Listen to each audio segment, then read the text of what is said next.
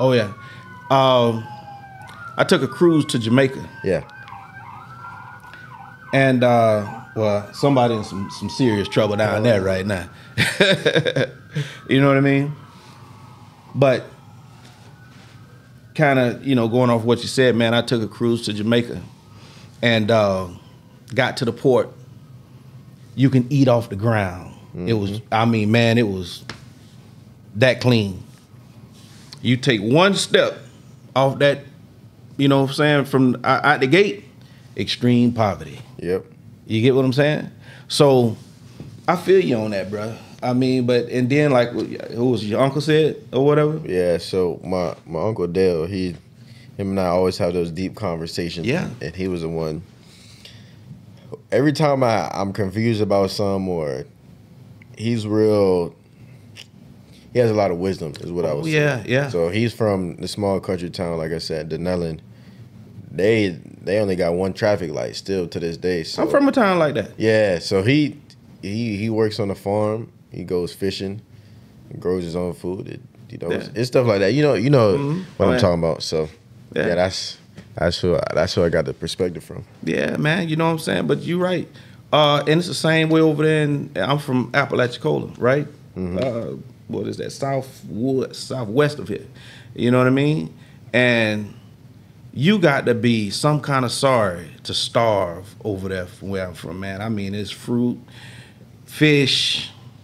You understand what I'm saying? I mean, all kinds of stuff just laying around. You know what I mean, man? It's so many ways that you can eat over there. And like you say, you know what I mean? They mess around and turn that power grid off. You know what I mean? A lot of us will be done messed around and starve to death or crumble. Some type of cannibals or something. You understand what I'm saying? For real. Now, it's funny that you say that, because I always joke with my girl, like, we'll be watching the TV, and right now we're watching a show called Physical 100. Okay. Have y'all seen it on Netflix? I have not. Man, y'all gotta check that one out. So it's a Korean show, and it brings in different athletes from Korea. They'll have national team, gymnasts, national team, martial artists, because that's real big over there. Anyways, they'll be in these challenges, and it's called Physical 100 because they have 100 different prototypes of bodies, to see who's the fittest. And whenever there's pain, like, everybody just turn into savages. Like, they'll have group activities, and everybody would just like just get to acting all crazy. Mm-hmm. But when adversity hits, people aren't able to see through it and realize that on the other side of adversity is going to be a reward. So I definitely know what you mean. Back to the traveling. I mean, Bahamas was the first place. Right. You know what I mean? What's the best place you visited outside of the United States? And somewhere that if it hit the fan, that I would go? Absolutely. Well, I have two best places, and I have one place that I really need to go and want to go. Oh, so, okay. That was kind of my other question, but yeah. Go ahead, Dang, big brother. I kind of stole it out there. But my favorite place that I've been to so far is London. I really like London a lot. It seems like it's a lot of royalty over there. I know they took a lot of things from other countries, but at the same time, I don't blame them, because if you got power over somebody, why wouldn't you? Especially if you're trying to conquer for your people. It's kind of one of those situations, like, would you rather be with or without? But London is really nice. It's on the other side of the world, so you got India right next to it, you got Ireland, you got all these other countries. So you got Africa. All these other countries are just funneling into this place. So I look at London as like the New York of the UK or Europe area. And they speak English over there, right? And they speak English, exactly. So everything is real high standards. Everybody carries themselves to a high standard. Everybody's really respectful. Man, even little things like guns are illegal over there. So if you get killed, it's with a knife, but you'll have more time to get away from a knife than somebody holding a 9 to your head. So I would say London and the Virgin Islands. So with the Virgin Islands, man, you don't even need a passport to go over there. Just like Puerto Rico, the U.S. Virgin Islands at least. But Virgin Islands was really nice. When I went over there, I feel like I was in a movie. Mm. I remember I got to this beach and I was like, dang, like, is this real? So I always said if it did hit the fan, I would go to one of those two places. But the place that I really want to go and need to go is Trinidad. Okay. And I have a lot of family over there. Mm-hmm. So my father's side, they were from Trinidad, and they actually moved from Trinidad to New York because that's what a lot of people did in the early 1900s. They came through Ellis Island in New York, and then they went to Philadelphia.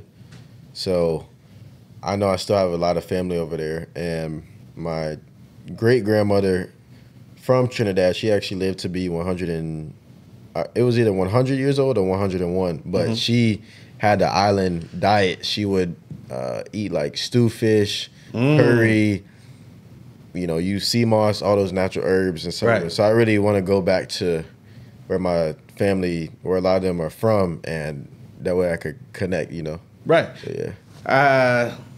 Nice segue into my next question. Yeah. Best food. Best food? Like my best food or my favorite food? And you're traveling. And traveling. Who cooking the best outside of the U.S.? Man. It's got to be either Jamaica or Puerto Rico. Oh, yeah? Yeah. Oh, yeah. Jamaica, man, I love like I said, I love the island diet. Everybody knows about the curry chicken. So Oh, yeah. I had to have me some of that. And then in Puerto Rico, I think it's called mofongo. Excuse me if I'm mispronouncing it. Right. And then I don't know. Yeah. And then I had some pork. I had a pork chop, but it was fried. But those would be the two best places. London doesn't have the best food because, the English don't really have the most exquisite type of palates. Right. But I would say those are my two favorite foods. But one food that I do like that I've never been is I like Cuban food. And in Tampa, I grew up around a lot of Hispanics, a lot of Cubans particularly. And we would always go to this sandwich shop. It was called West Tampa Sandwich Shop. It's a famously known shop down there. And presidents, senators, athletes, big time people have been to that shop. But it's more of a mom and pop family based shop. But I love Cuban sandwiches, café con leche, that's a Cuban coffee. And then I love picadillo and pork and rice. So I love Cuban food too. Coolest people. Coolest people. Man, I'll have to say coolest people. I'll have to say Asian people. Oh, yeah? Yeah. And what country was? I didn't meet Asian people I've never been to Asian countries, but Right. Asian, I'm saying as far as Just in general. like the whole continent, as far as like India, you got China, like those, those type of countries. I'm talking about that you've encountered outside during, you know what I'm saying, in your travel. Oh, in my travels, okay. Yeah, In my yeah. travels, definitely Caribbean people. Okay. They just like look at you as another brother, because we all know we from the same place essentially. We just got dropped off at a different part. Right. So it's almost like, I remember having a conversation with one of them, and they would be talking about how their life was, and I would be talking about how my life was. But it's almost like it's almost like we was cousins. You know what I'm saying? Like, these people got locks over there. They got the, skin color is brown, tannish, so it's almost like the same thing. I think I know the answer to my next question. Where have you seen the most of us? Most of us would be, I don't know, man, because in the Caribbean, it's almost like everybody, it's almost the same, but it's not. But how would I'll describe it this way. The most African-looking people, the most people who look purebred African, like they could actually be from Africa, would be from Jamaica. Would be Jamaica. And I'm just saying in general now. You understand what I'm saying? Where have you seen the most of us at outside of the U.S. in your travels? Man, it would have to be Jamaica or or I never been to the DR, but I know there's a lot of black people in the DR, man. Like even if you look at MLB players or people who are Dominican, like Big Papi. Well, you talking about both sides of that island. Exactly. Yeah, You know what DR I'm saying? and Haiti. Yeah. So everybody. Yeah, they separated themselves down there for some odd reason. So And now it's chaos down there. it is. It's sad, man. But I never been to the DR, but I know it's a lot of blacks over there. But I would say Jamaica and St. Thomas and St. Martin. Yeah. What's a place hey, look here, you don't want to go back to? I don't want to go back to.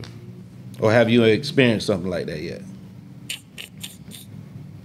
Man, as far as states go. No. Outside? Of you? Yeah. Nah, never been. Oh, okay. Yeah. Okay. We can take that out of there. That's what I'm talking about. And let me try to find my next question. We was going to jump into your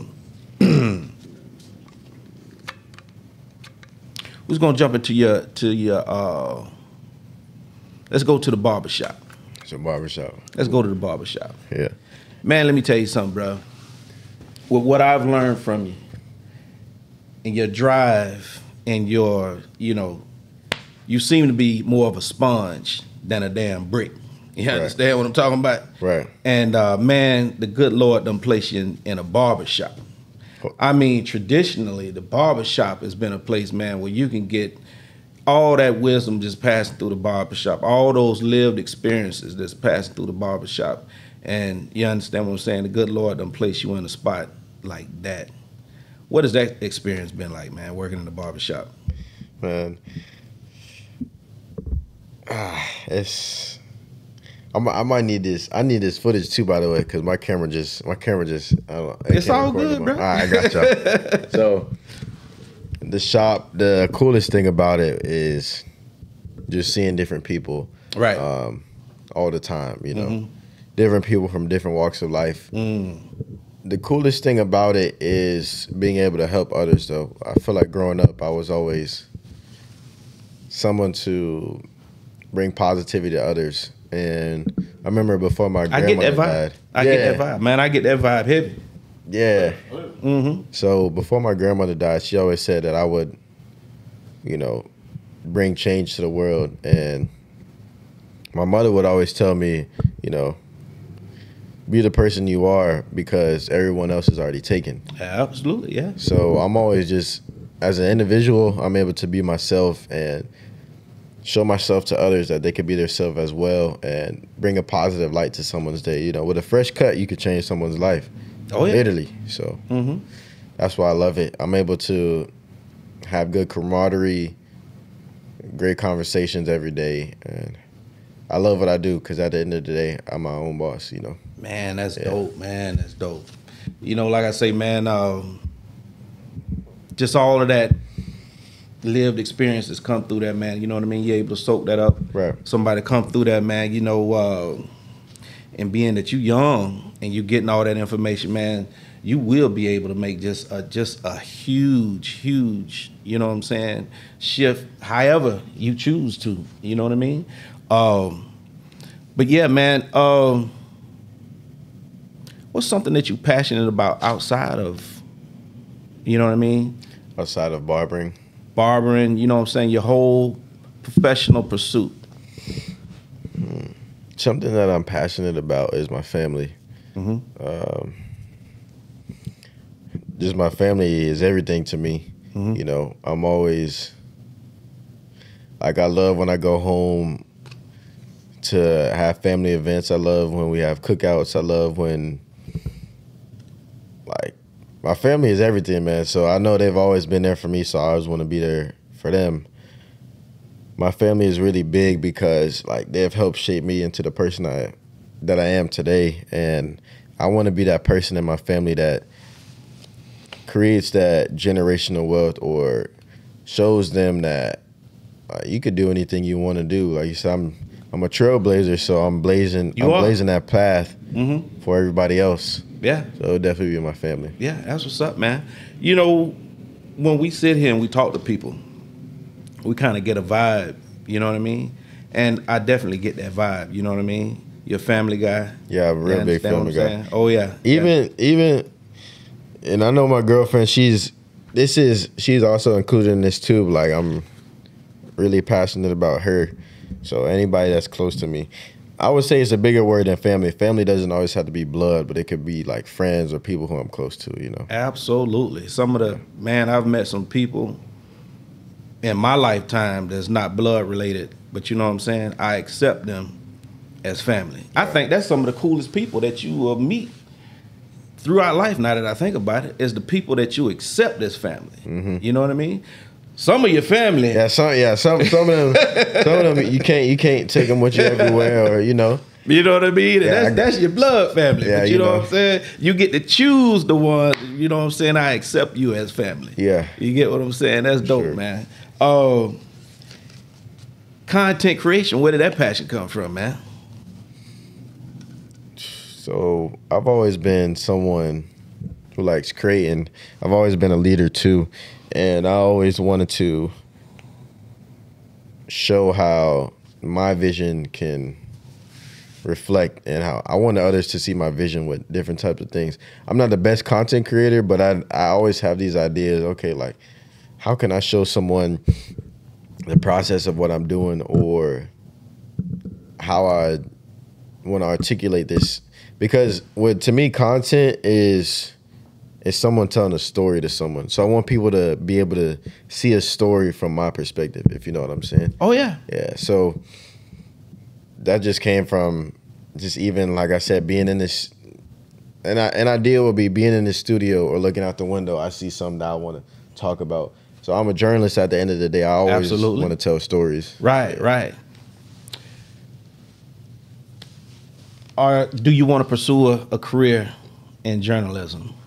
Man, I mean, because you've opened up so many lanes for yourself. I mean, man, that's just so dope, man. You know what I'm saying? You've created so many lanes for yourself at an early stage in your life. You know what I mean? I mean, you got so many paths that you can take. I mean, do you want to pursue a career in journalism?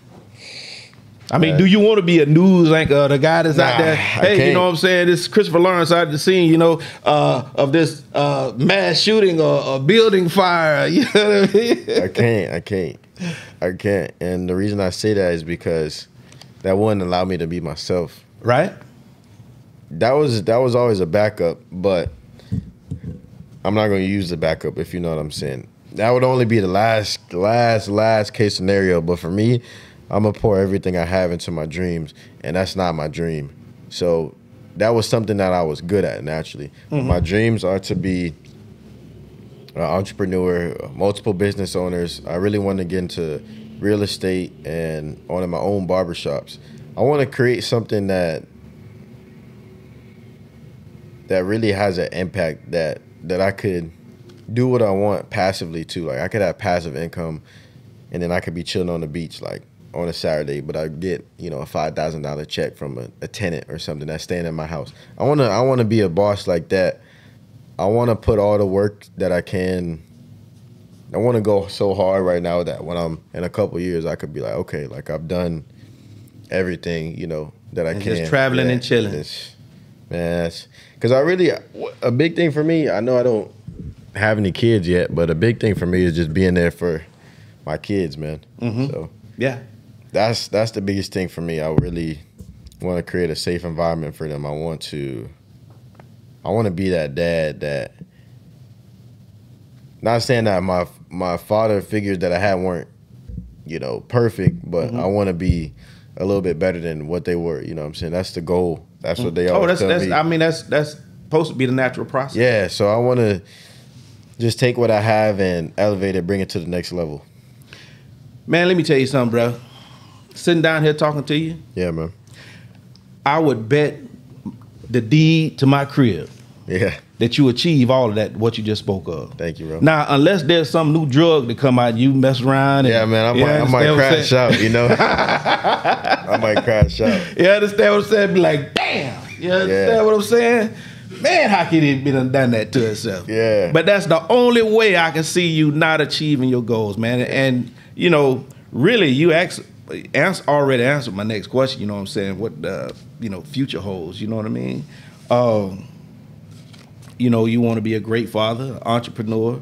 You know what I mean? And with the journalism, I mean, I wouldn't have to tell you this, but you know what I'm saying? I mean, you can incorporate all of that into, your content creation. You understand? If you ever decided to, because right now you're just doing you're showing your work. You know what I mean? You're showing your art as far as your barbering skills.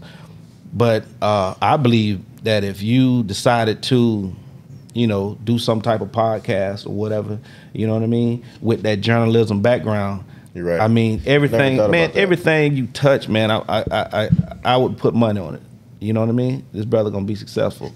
When it comes to the real estate and all that, the only thing you need is capital. Money. Yeah, that's all I need. That's why I'm going so hard in the shop right now to get to that goal. You ain't even hit 30 yet, have you? Yeah, nah, I'm 22, man. I got eight good long years. Let me tell you something, bro. About 30. 30 is the best age in life. It ain't 21, 18, and none of that. You know why 30 is the best age in life? Why? Because you're old enough to know better, but you're still young enough to make a difference. You get what I'm saying? So everybody, I'm gonna have to keep that. Oh yeah. Hey, just shoot me a little credit for that. Yeah. You said you're old enough. You're old enough to know better. All your mistakes should be out the way. You understand what I'm saying? Right. But you're still young enough to make a difference. Right. You're still young enough to make that change that you need to make. See, the older you get after that, I mean, it just, you get the way you about 50 and you talking about, oh man, you know what I'm saying? I'm finna go back to school. You understand what I'm talking about? Yeah. And you got grandchildren at that stage. Yeah, well, right. yeah, you can do it, bro. But you know what I'm saying? I mean, I don't know what you're gonna do with it. Yeah. You know what I mean? But yeah, man, you know what I'm saying? Bruh, it's been a pleasure sitting here talking to you, you know what I'm saying? Just getting to know you. Yeah. I'm pretty sure it's 1,000 other questions that I could ask you. You know what I mean? We might have to do another one of these times. Man, let me tell you something, and the door open for you, good brother. For sure. Yeah, anytime you want to set something up, talk about anything. You know what I mean? If there's a hot topic out there, what's the hottest topic out there right now, Harold? Some trash. It ain't worth Yeah. Yeah, you know what I'm saying? There's always a hot topic out there. Like this Jake Paul, Jake Paul, man. Tyson fight. What's your thoughts on that, good brother? Well, I know it's already sanctioned. I know. I'm not gonna say I know because it hasn't happened, but I assume that they're gonna have Jake Paul winning it and Mike Tyson. Jake Paul is either gonna win or Mike Tyson or they're gonna tie. I don't think they'll let Tyson knock him out because we all know like Tyson, that's the man. That's Iron Mike. Mm-hmm. Everybody know that. But I think it's a great move on Paul's standpoint because he's building up his platform as an entrepreneur, getting more attention, putting himself up against these stars and these greats. As far as Mike goes,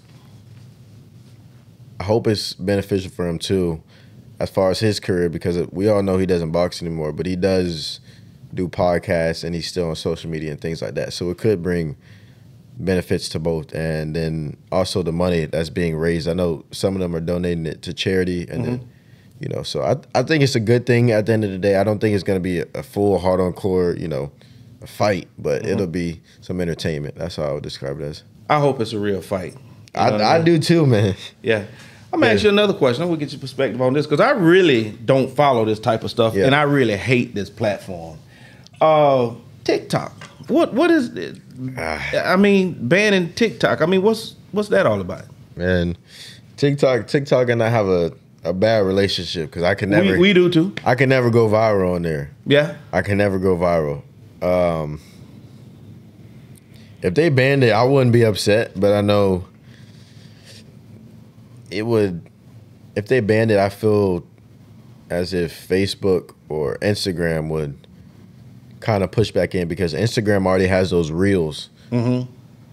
So I think Instagram will be more of a prominent platform. Instagram is my favorite platform to begin with, but I think it would bring more attention to those other platforms, because if TikTok is banned in the U.S., I know it's owned by a Chinese company, I believe, then I don't even think we can have it back at all over here. So I think Instagram will benefit off of it, continuing to use Instagram Reels. I know YouTube has their Reels. I mean, YouTube Shorts that's what they have, and then Facebook, I don't know what they have, but I know they have something similar to it. Well, who knows? They might create another version of TikTok, another app. But I hope those other platforms are able to benefit off of it. One more question. Yes, Curveball. Curveball, yeah, I'm ready. You understand what I'm talking about? I might knock it out the park. I'm really. I want to hear your perspective on this, because this is one that we asked. You know what I mean? Is money power?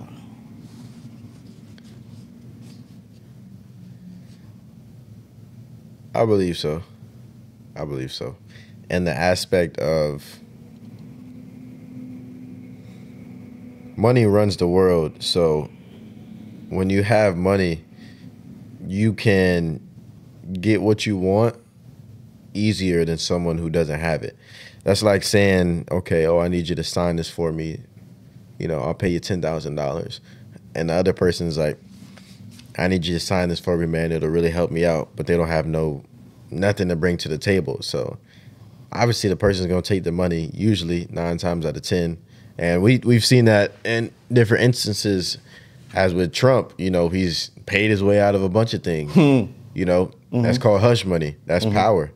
They have the power to have people not speak out on different things.